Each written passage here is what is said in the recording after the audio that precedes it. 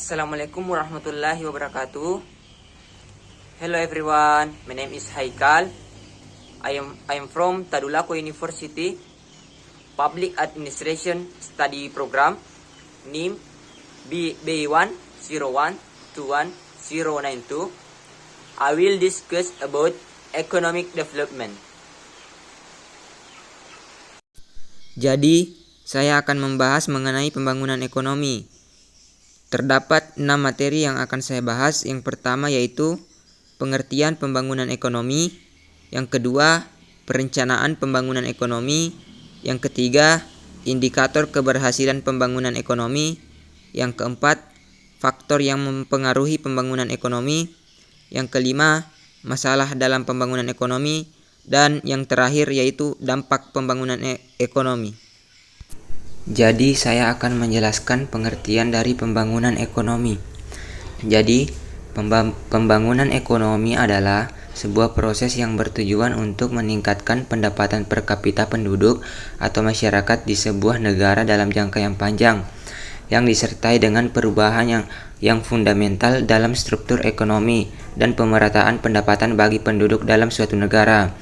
Pembangunan ekonomi tersebut akan memberikan perubahan pada masyarakat, baik dari sisi teknologi, pola pikir masyarakat, maupun kelembagaan. Definisi tersebut mengandung pengertian bahwa pembangunan ekonomi itu merupakan suatu perubahan yang terjadi secara terus-menerus melalui serangkaian kombinasi proses demi mencapai sesuatu yang lebih baik, yaitu adanya peningkatan pendapatan per kapita yang terus-menerus berlangsung dalam jangka panjang. Itulah yang dimaksud dengan pembangunan ekonomi.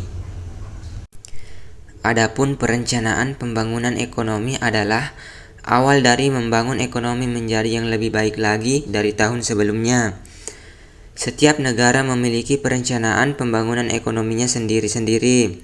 Di Indonesia, perencanaan pembangunan ekonomi termasuk ke dalam perencanaan pembangunan nasional yang tertuang dalam Undang-Undang Nomor 25 Tahun 2004.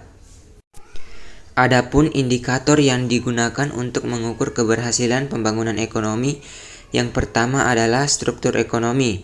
Perkembangan ekonomi dapat diukur dari perubahan sektor yang menyumbang kontribusi terbesar dalam pendapatan nasional. Contohnya, pergeseran dari sektor pertanian menjadi sektor industri. Yang kedua adalah pendapatan per kapita.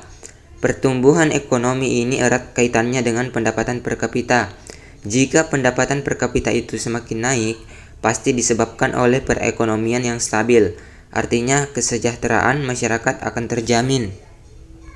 Yang ketiga yaitu Indeks Pembangunan Manusia atau IPM. IPM ini menjelaskan bagaimana penduduk dapat mengakses hasil pembangunan dalam memperoleh pendapatan kesehatan, pendidikan, dan sebagainya. Ada beberapa faktor yang sangat mempengaruhi pembangunan ekonomi.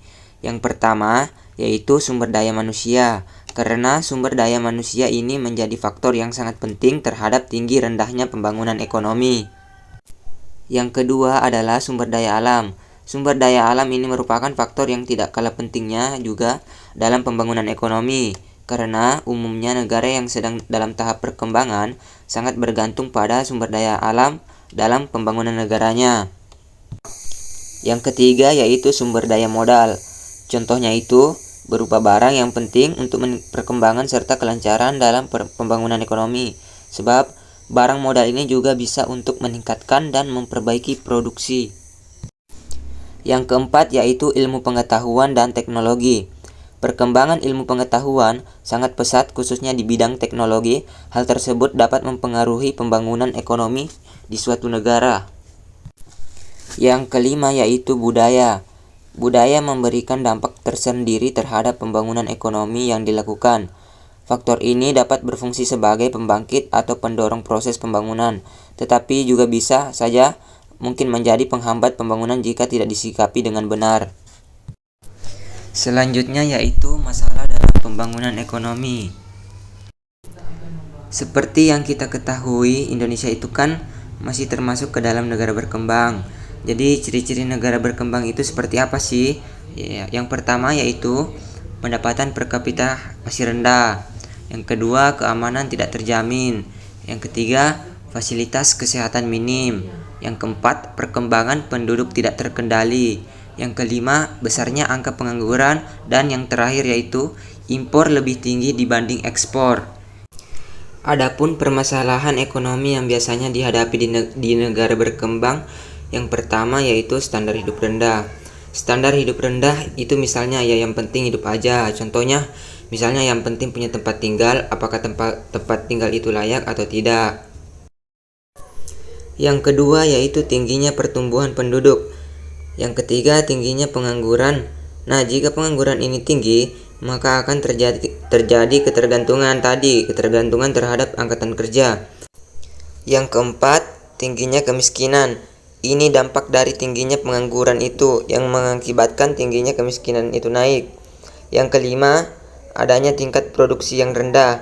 Adanya produksi yang rendah, kemudian juga adanya tingkat pendidikan yang rendah, karena dianggap pendidikan itu tidak penting. Yang penting adalah bekerja tanpa memandang skill ataupun pendidikan.